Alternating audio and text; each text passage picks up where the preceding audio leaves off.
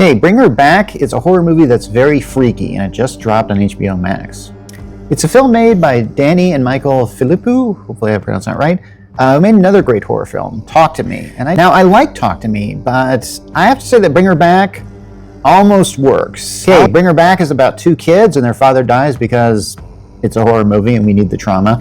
One of the kids, Andy, is your typical teenage boy, while his foster sister, Piper, is sight impaired.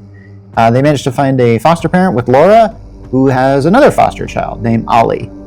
Now, Ollie is selectively mute, and he's kind of... he graduated the top of his class at the creepy horror movie kid elementary school.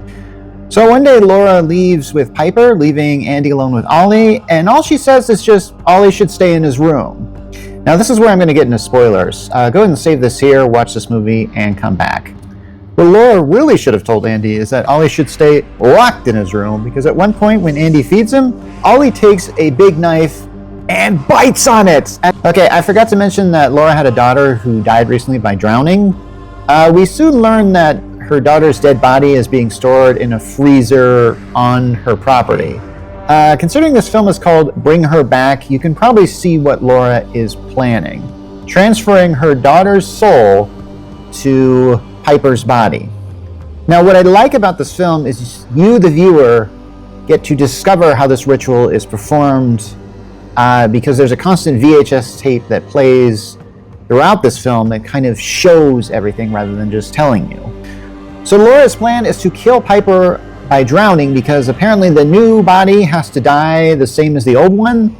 And then Ollie, and this is where it gets super gross, warning here, Ollie has to eat part of the old body and then regurgitate it into the new one. Okay, so apparently Ollie is the conduit of this, and Laura says that there's like an angel, but it's more likely a demon, captured in him, and apparently has to stay on this white border that sort of encircles Laura's property. And okay, just figuring out the mechanism of how this soul transference works is what really drew me into this film. It is almost the next great horror film until...